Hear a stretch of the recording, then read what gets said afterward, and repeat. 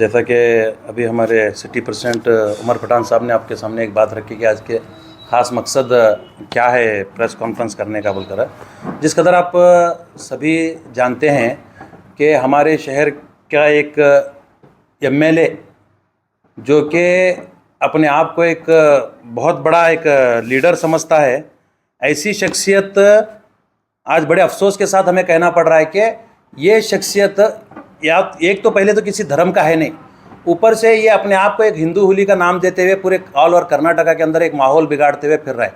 जिस कदर पिछले इतवार के दिन रामनवमी के अवसर पर इस शख्स को हुबली के अंदर इनवाइट किया गया था स्पीच के लिए, तो वैसे मौके पर ये जाकर वहाँ पर मुसलमानों के और खिलाफ बात किया। और साथ ही साथ सबसे बड़ी बात मैं आप लोगों के सामने कहना चाहता हूँ, इसने बाला साहेब ठाकरे के घर में प्रोफेट मोहम्मद पैदा हुए बोलकर बात कही, जो कि इसने जो है उद्धव ठाकरे को कहा। लेकिन ये ऐसी एक जहरीली बात और ये ख़ास तौर से एक हुजूर अकरम सल्लल्लाहु अलैहि वसल्लम की शान में एक किस्म की गुस्ताखी ये मुसलमान कभी बर्दाश्त नहीं करता।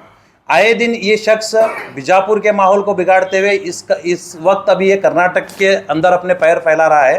पहले तो मैं कहना चाहता हूँ, जिस कदर इन्होंने ये बात कही कि इस्लाम बरू की तो मदल नम देवर इधरो, तुझे सही से किसी भी किस्म का हिस्ट्री का नॉलेज नहीं है। जिस कदर तेरे बात करने का अंदाज जो तूने बताया है उससे ये बात साफ नज़र आती है कि तुझे किसी भी किस्म का नॉलेज नहीं है। जबकि तुझे वहाँ पर बुलाया किस लिए गया था, मकसद क्या था? रामनवमी अवसर पर तुझे बुलाया गया था। मैं उस बेशर्म शख्स को मैं वाहिद अल्फाज से बात करना मुनासिब समझूंगा, क्योंकि रामनवमी अवसर पर जब तुझे बुलाया गया है तो वहाँ बात किस चीज़ की करना है कि ये अवसर होता किस वास्ते है? ये भगवान राम कृष्ण के जन्म का अवसर है। इसके अवसर पर अगर तू भगवान राम कृष्ण की तालीमात पर बात करता, उनके जो है लिटरेचर्स को एक्सपोज करता या फिर लोगों के सामने शाया करता तो बात समझ में आती। वहां पर तूने जाकर शुरुआत ही मुसलमान के नाम से की है। पूरा स्पीच में अगर आप देखेंगे तो शुरुआत ही मुसलमानों के नाम से की है। इससे साफ नजर आता है कि तेरा कोई धर्म नहीं है और तेरे धर्म में, तेरे अपने जाति धर्म के अंदर, तेरे धर्म में तेरे लिए मुसलमान ही भगवान है। क्योंकि अपने भाषण में जब कोई नाम लेता है कोई भी मजहब का आदमी तो पहले अपने भगवान का नाम लेता है। लेकिन ये हमारे शहर का एमएलए एक ऐसा शख्स है जो अपने स्पीच के अंदर शुरुआत में ही मुसलमान का नाम लेकर ये शुरू करता है। या तो मुसलमान इसका भगवान है या तो फिर इसका डीएनए टेस्ट कराना पड़ेगा, क्योंकि ये मुल्क भर के अंदर ऐसे कई कुत्ते जो है भोंकते हैं मुसलमानों के खिलाफ। एक हमारे बीजापुर की मिसाल है, दूसरा वो हैदराबाद की मिसाल है। वो भी वहां से जो है मुसलमान हिंदुओं का जो है अपने आप को शेर बताते हुए जो है कुत्तों की तरह घुर्राता है, और यहाँ का एमएलए भी जो है अपने आप को शेर बताते हुए जो है बात करता है। मैं समझता हूँ ये दोनों इन दोनों को अगर किसी से प्रॉब्लम है तो इनको मुसलमानों से प्रॉब्लम है। वो मुझे लगता है इनको इसकी शिकायत है कि पहले तो इनका डीएनए टेस्ट कराना जरूरी है, क्योंकि इस कदर की नाराजगी मुसलमानों से, मतलब उस शख्स को जो हैदराबाद में मुसलमानों के खिलाफ बोलता है उसे नवाब या फिर निजाम के जानिब से उसका हक नहीं मिला शायद, और यहाँ पर इस एमएलए को आदिल शाह की जानिब से इसका हक नहीं मिला, ऐसा लगता है। इसलिए ये अपनी नाराजगी को मुसलमानों पर जो है जाहिर करते हुए नजर आते हैं। मैं कहना चाहता हूँ कि इस कदर कल खड़े होकर जिस तरह से इसने बे इंतहा मुसलमानों के खिलाफ जहर उगला, साथ ही साथ हमारे कर्नाटका के अंदर जो कांग्रेस पार्टी आज सत्ता में है इसके खिलाफ भी एक अपशब्द मैं कहना चाहता हूं खुली तौर पर मीडिया के सामने। ये कर्नाटका के लीडर्स को, इवन सीएम सिद्धरामैया साहब को इन्होंने, इस शख्स ने बोल के एक अल्फाज इस्तेमाल किया, और इसके बावजूद भी ये न्यूज इतना वायरल होने के बावजूद भी ना इस पर किसी किस्म का सो मोटो लिया गया है, ना इस पर किसी किस्म का एक्शन लिया गया है, ना इस पर किसी किस्म का एफआईआर किया गया है, और ना तो कर्नाटका हुकूमत जो है इस पर किसी किस्म की कड़ी कार्रवाई करने की बात कर रही है। सारे के सारे कांग्रेसी लीडर खामोश हैं।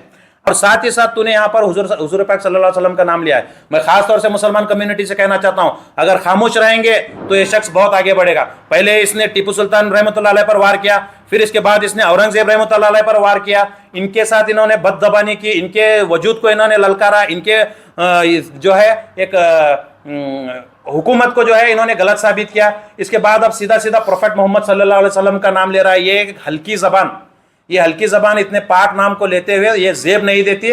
मैं मुसलमानों से कहना चाहता हूँ और पुलिस डिपार्टमेंट से कहना चाहता हूँ कि पहले तो पुलिस डिपार्टमेंट अपनी जिम्मेदारी निभाए, दूसरा मुसलमान नौजवान अगर खामोश रहेंगे, ऐसे एमएलए के भाषण को अगर सुनकर इग्नोर करते रहेंगे तो ये शख्स हो सकता है इससे भी आगे बढ़े।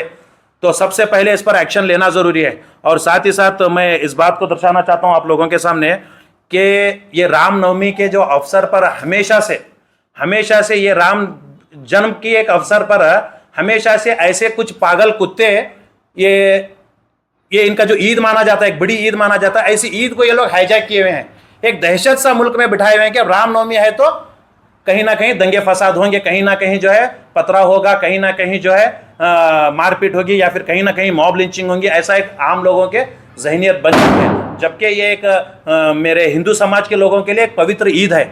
इस पवित्र ईद के दौरान ये भगवान राम की जो है उनकी तालीमात को शाया करने के बजाय मुसलमानों का अगर जिक्र कर रहे हैं, तो मैं पहले भी कह चुका हूं और दोबारा कहना चाहता हूं कि तुम्हारे डीएनए के टेस्ट की जरूरत है, जहां पर तुम्हें मुसलमानों का नाम बार बार ले रहे हैं। और मैं जो लोगों ने हुबली में उन्हें बुलाया था, मैं उन जाहिल लोगों से, मुझे किसने बुलाया था मुझे नहीं पता, लेकिन हो सकता है जाहिल लोगों ने ही इन्हें इन्वाइट किया होगा।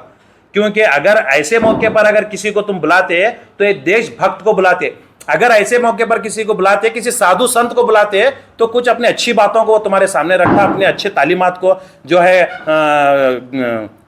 गीता में क्या कहा गया है, पुराण में क्या कहा गया है, ऐसी तालीमात को अगर आपके सामने रखते तो इस देश का माहौल जो है बरकरार रहता या फिर अच्छे से मेंटेन कर सकते थे। इसके बजाय इन्होंने एक ऐसे शख्स को बुलाया है जो एक देश के अंदर देशद्रोही कहलाता है, क्योंकि इन पर जो है पाकिस्तान का झंडा लहराने के केसेस दर्ज थे। पाकिस्तान का झंडा हमारे देश में लहराने के केसेस दर्ज थे। ऐसे शख्स को जब तुम बुला रहे हैं, बोल तो क्या साबित करना चाहते हैं? क्या इस देश को देशद्रोहियों के हाथों सौंपना चाहते हैं? ये एक आप लोगों के लिए बहुत बड़ा शर्मनाक मामला है। ये बुलाने वालों को भी समझना जरूरी है और इनको सुनने वालों को भी समझना जरूरी है। मैं मेरी पार्टी की जानिब से इस बात को कहना चाहता हूं कि अगर मैं एक चैलेंज के तौर पर कहना चाहता हूं कि अगर तू इस हरकतों से, ऐसी हरकतों से अगर बाज नहीं आएगा, तो हम शायद इसके लिए कदम आगे बढ़ाएंगे।